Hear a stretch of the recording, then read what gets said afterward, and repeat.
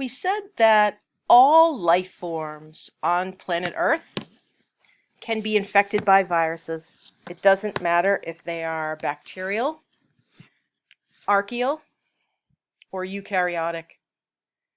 It is interesting to note that only about 50 archaeoviruses have been discovered so far. This may not be because there are only 50 archaeoviruses, but it may instead be because we simply don't understand the archaea as well as we understand the bacteria. So we'll have to wait and see whether or not more archaeoviruses are discovered as more individual species of archaea are discovered. We're going to switch gears now, and we're going to talk a little bit about different viral life cycles, or what are sometimes called growth cycles.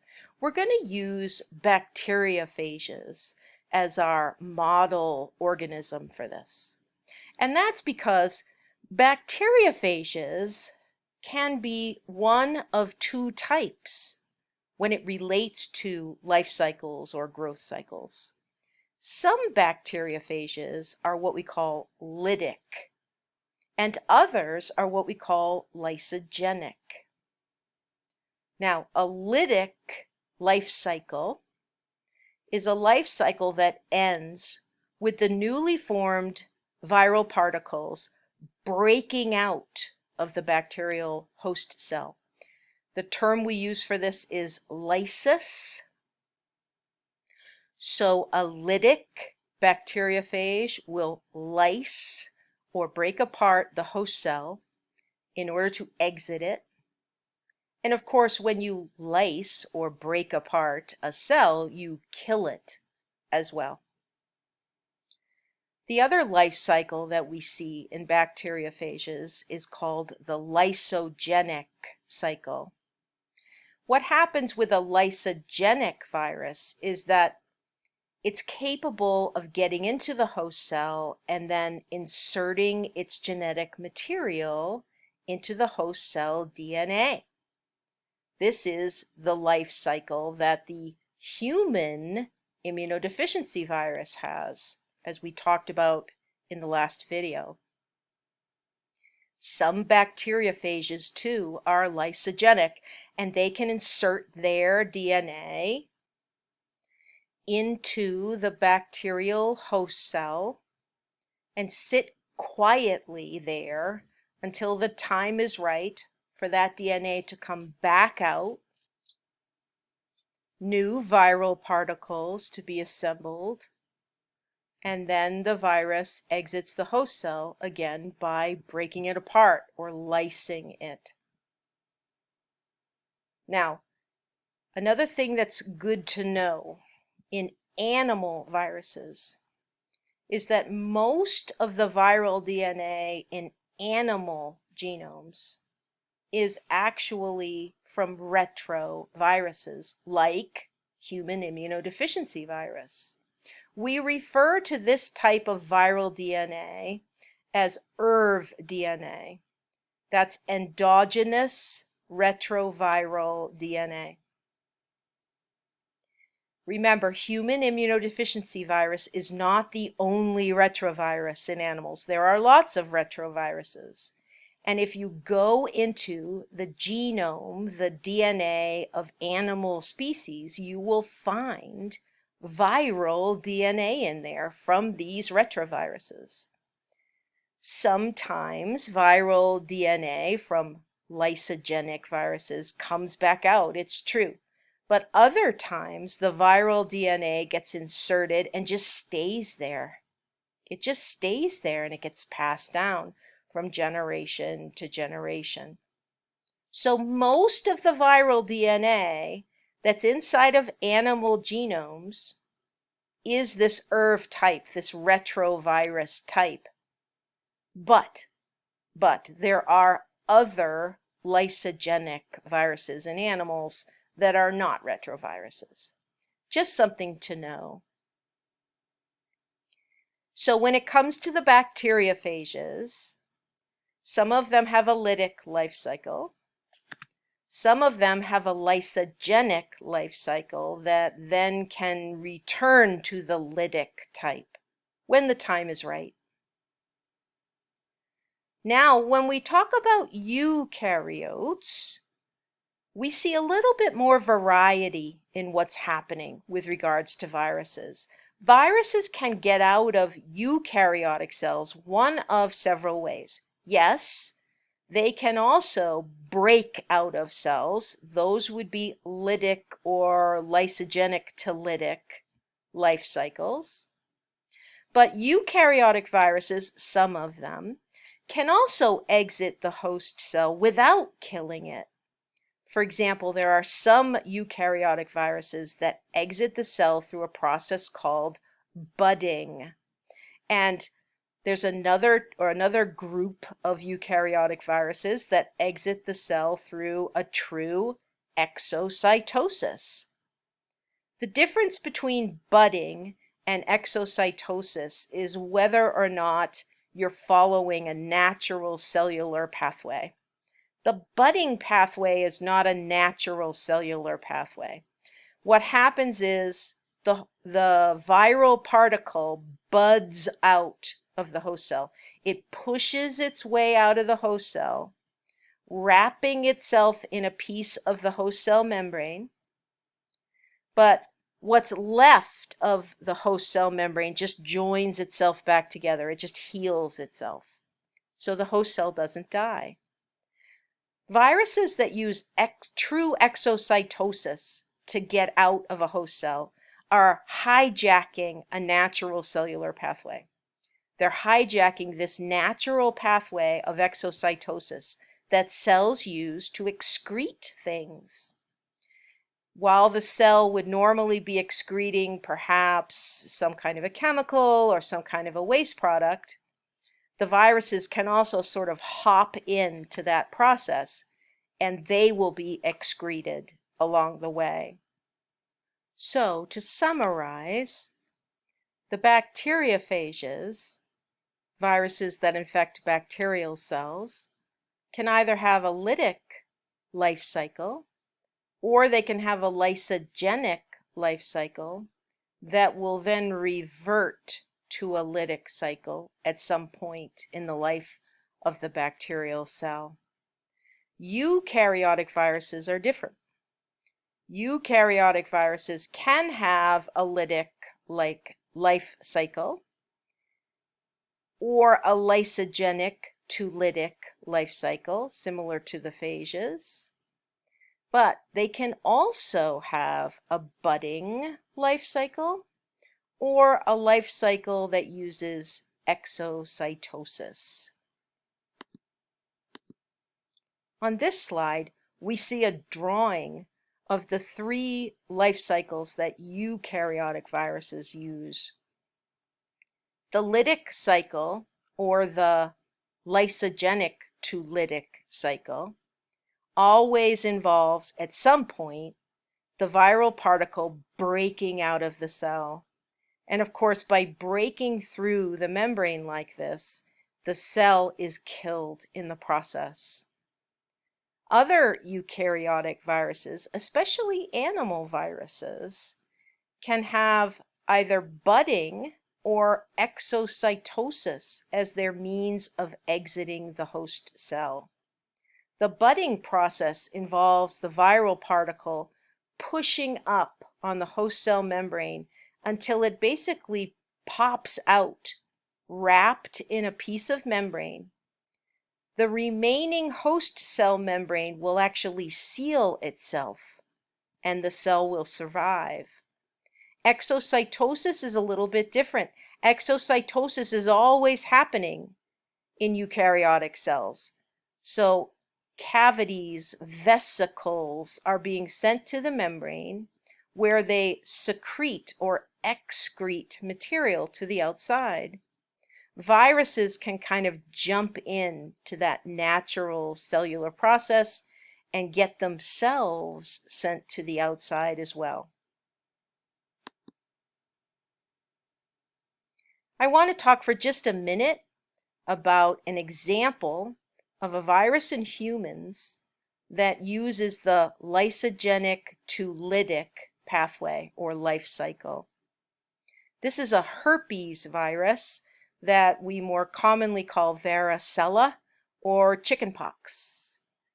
As you can see in the picture on the upper left, chickenpox is a disease that a lot of children have to go through. You may have gone through chickenpox when you were a little person.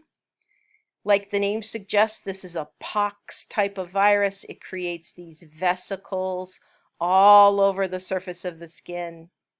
The vesicles are fluid-filled blisters that will eventually pop and scab, and the young person will recover uneventfully, usually.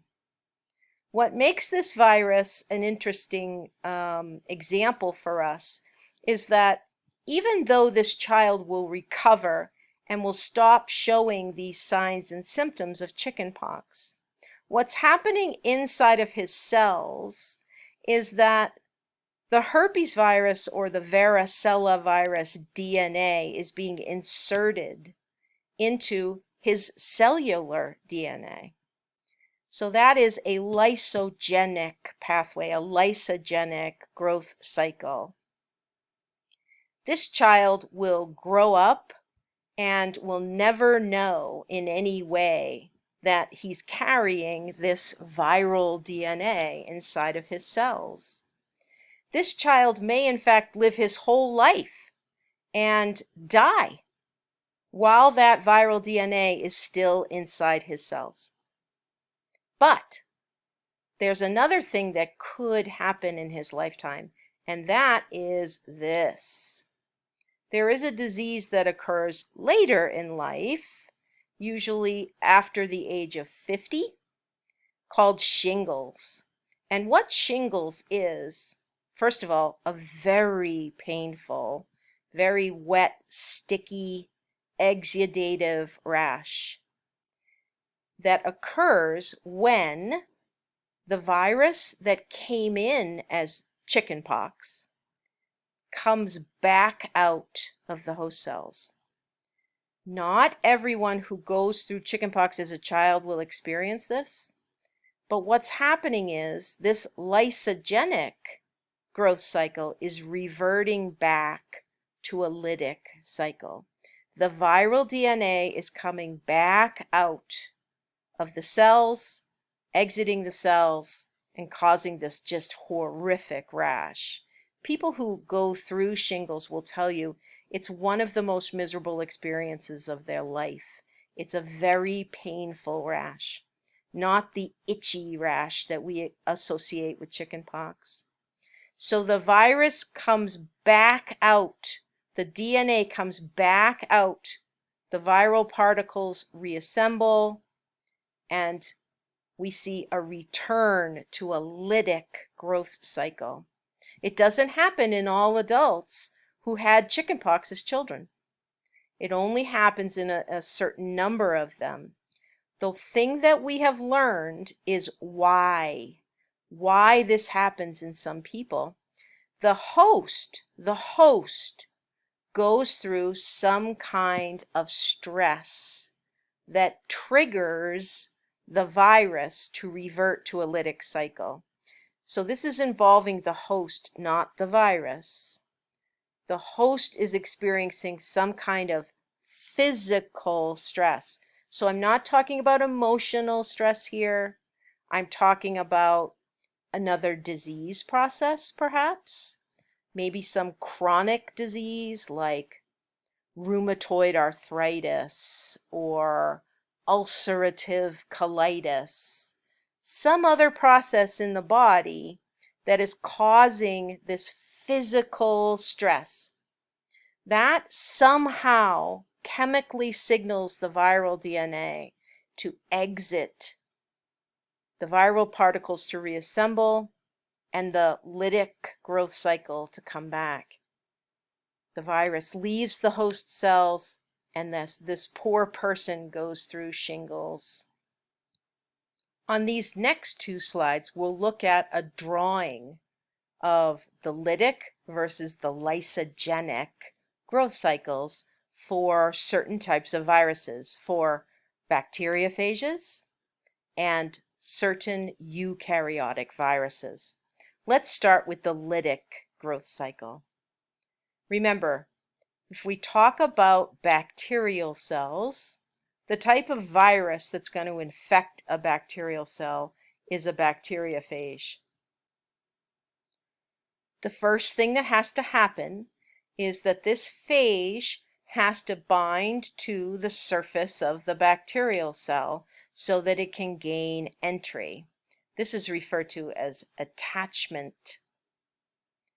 The next thing that happens is the phage will actually pass its genetic material, which happens to be DNA in the case of phages. It will insert its genetic material into the bacterial cell. This is referred to as penetration. The next thing we see is basic biosynthesis. The bacterial cell is not going to be able to tell the difference between the viral DNA and its own DNA, so it will do what it normally does. First of all, it will replicate the viral DNA through DNA replication, and then it will transcribe and translate the viral DNA to make viral proteins. These viral proteins will self-assemble into new capsids that will surround the copies of viral DNA, and new viral particles will be built. That's what's happening in this step over here, maturation. And finally, once the new phage particles are all assembled and ready to go, they will lyse their way out of the cell. They will break the membrane, exit the cell, and this bacterial host cell will die. Now let's take a look at the lysogenic cycle, again, using bacterial cells as our model. Here's the bacteriophage attached to the surface of the cell and injecting its DNA inside. Now this time the DNA is going to be incorporated into the host cell DNA. The host cell is then going to go about its business. It's going to do whatever it would do normally before it got infected. And one of those things is cell division. This cell is going to divide and create two new cells. In that process, the DNA has to be copied, it has to be replicated, so that each new cell gets its own DNA molecule. This process is also copying the viral DNA because it's inside of the host cell DNA. Eventually, the viral DNA is going to come back out. Now, remember we said the host experiences some kind of physical stress. That's what triggers this to happen. So what do we know about bacteria when it comes to stress? One of the most stressful things that happens to them is they experience desiccation or a lack of water. Another big stressor would be a lack of nutrients. Or if they were being grown in culture in a laboratory, it might be a buildup of waste products inside that culture. Those are the kinds of physical stresses that will cause this lysogenic virus to revert back to a lytic stage. And that's what you're seeing here. Again, the bacterial cell will take that viral DNA that has now come out, and it will do normal things with it. It will replicate it, and it will transcribe and translate it. New viral particles will be made, and those newly formed phages will lyse their way out of the bacterial cell.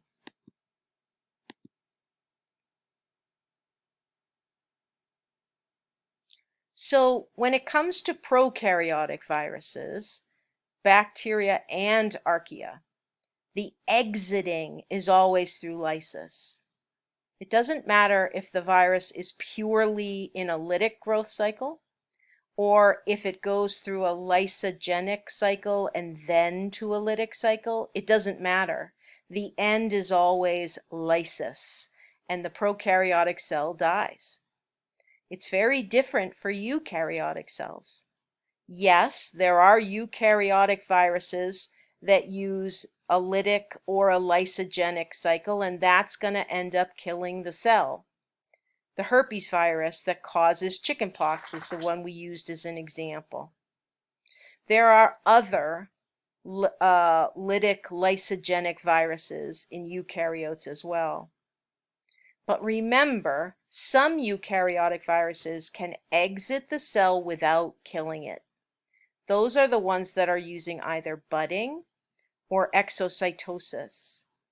There's a long list of viruses in eukaryotic organisms that use these two pathways. For example, the rabies virus, the measles virus, mumps, HIV, smallpox, SARS, some of the other herpes viruses, because there are several of them, and even hepatitis B. There are lots of viruses that when they come out of their host cell, they don't kill the host cell.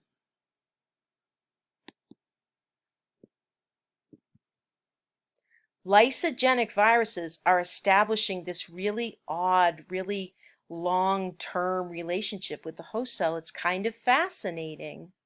We know that lysogenic viruses insert their genetic material sometimes for a long period of time.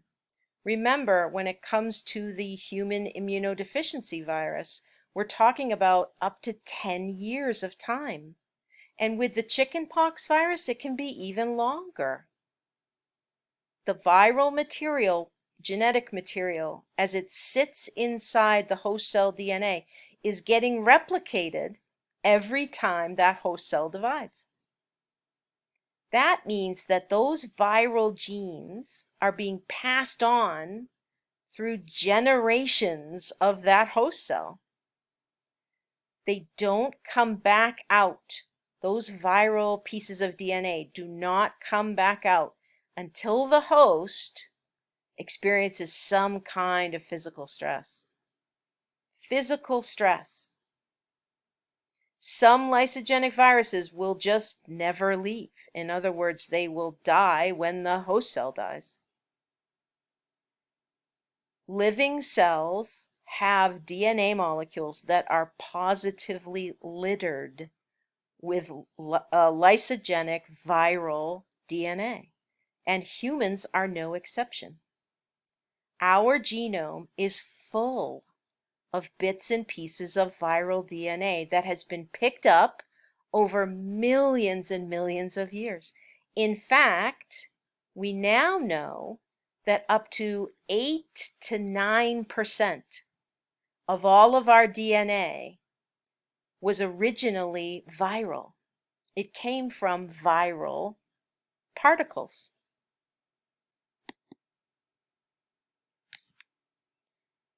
We're going to switch gears now and talk for just a minute about how we quantify viruses inside the lab. This is something I just want to mention because later on in the course, we're going to be talking about how we can quantify bacterial cells in the lab.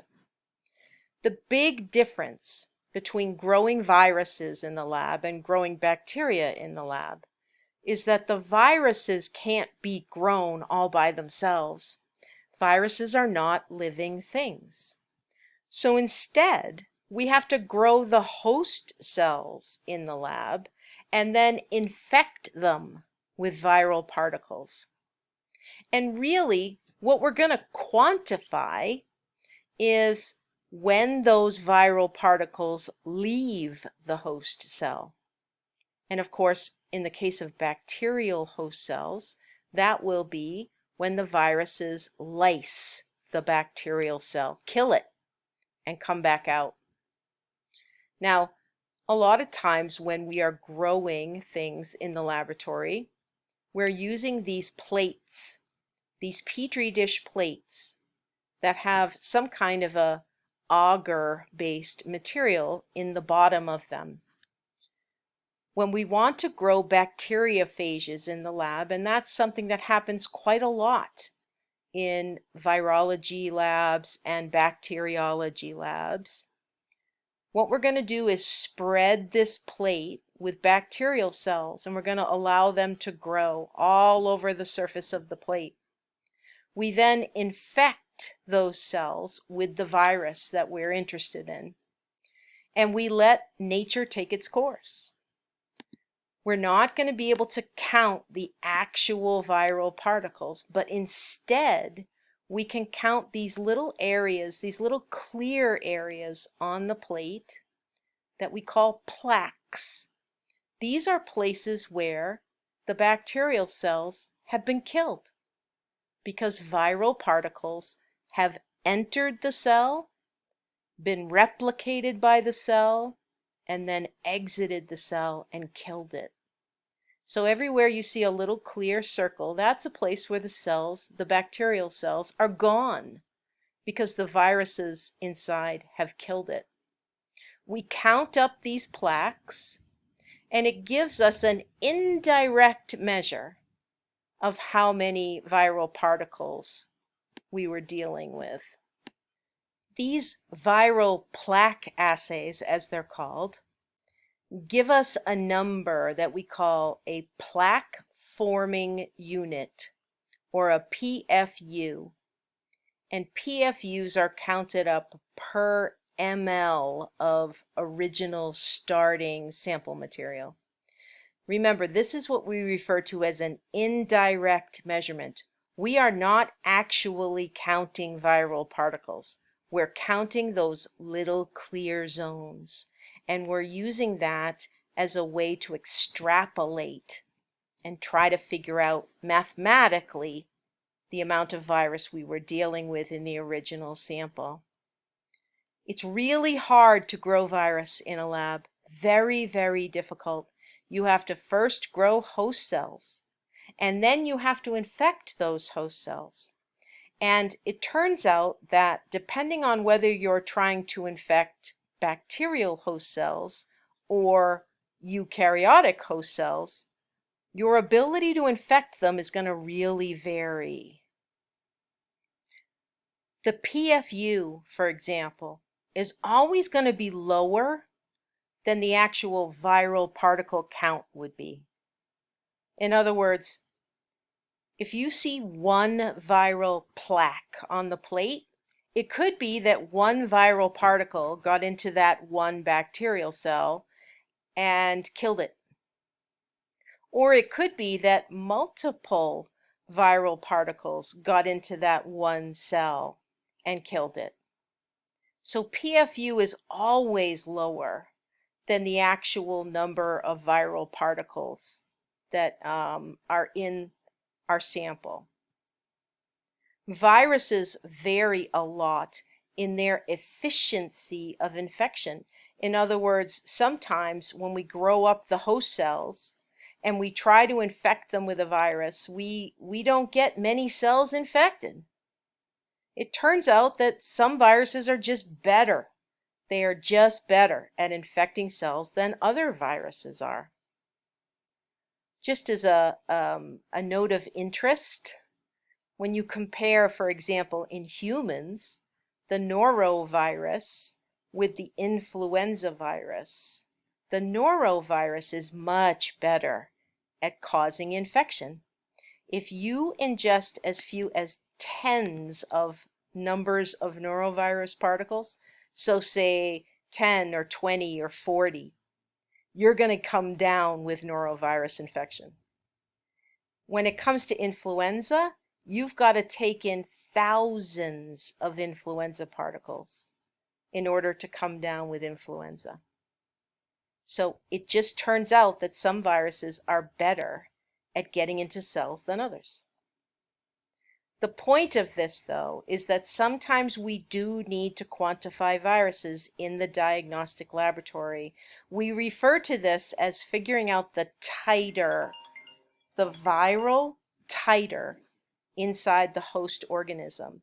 So, for example, your physician may gather some body fluid from you and send it into the lab and ask them to calculate the titer, the number of infectious extracellular viral particles, or virions, per volume of your body fluid.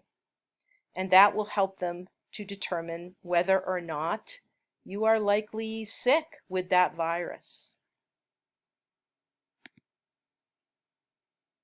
We're going to finish up today with just a few words about the prions. Prions are often considered the second type of acellular microbe. Like the viral particles, prions are not alive. They are not made of cells. Prions instead are simply proteins.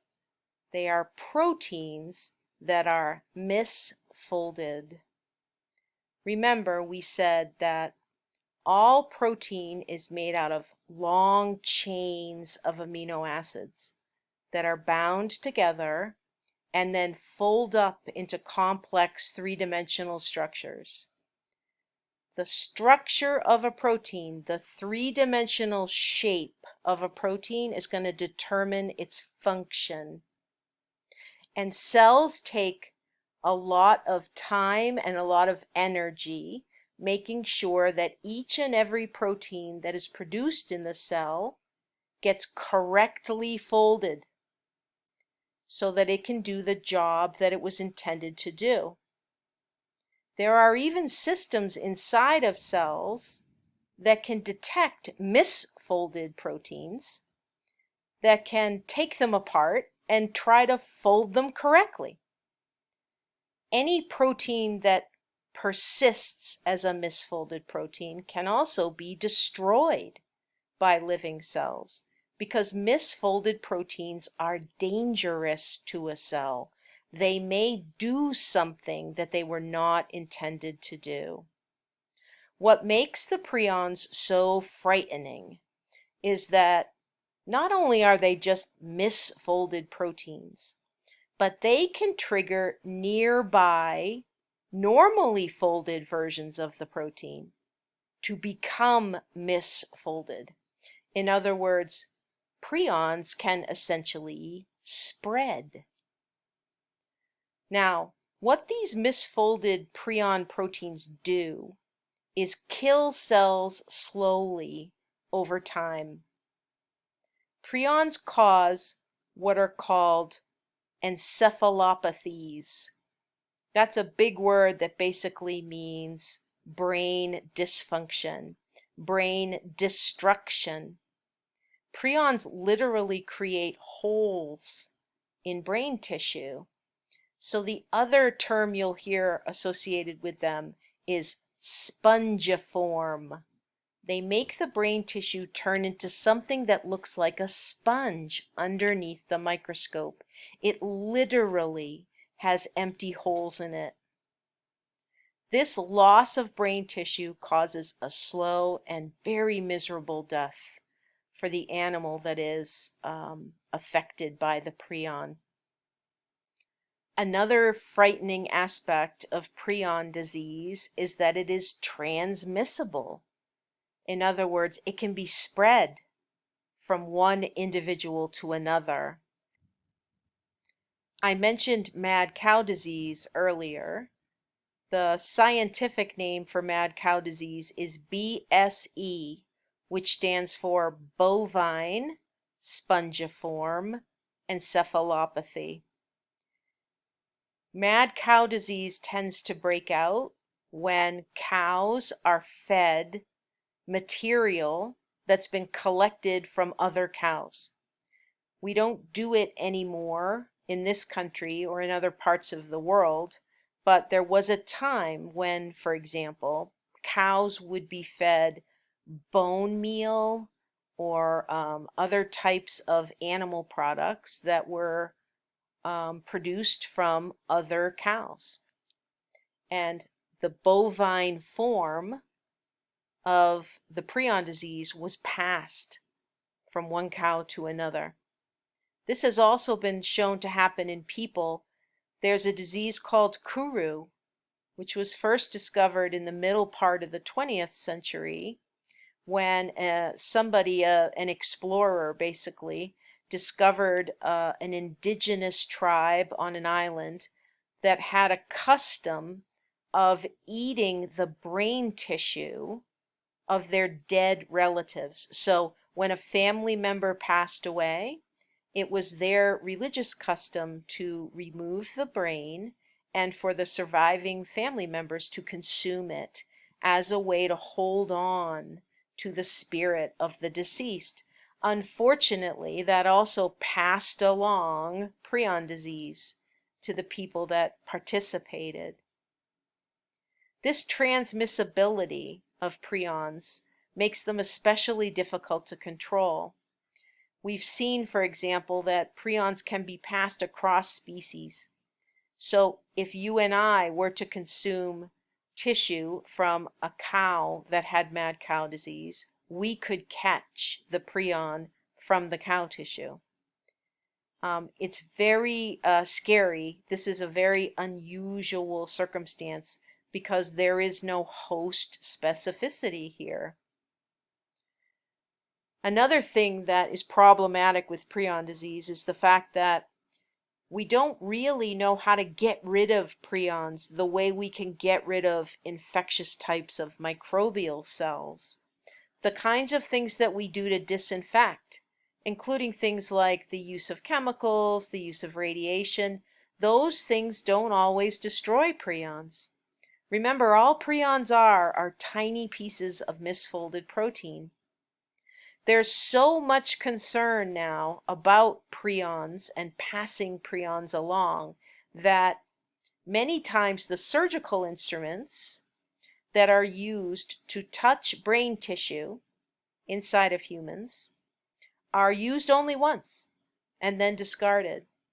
Because the fear is that even with the kind of disinfection and autoclaving that we do on surgical instruments, there's at least a possibility that those surgical instruments may become contaminated with prions and we're not able to properly get those prions off in the disinfection period. And it would be a terrible thing if prions were passed from one patient to another through surgical instruments. Prions, again, are very resistant to destruction, and when a person becomes infected with a prion, they can have extremely long incubation periods. Many, many years, decades of time can pass from the time the person first becomes exposed to the prion to the time they develop the disease.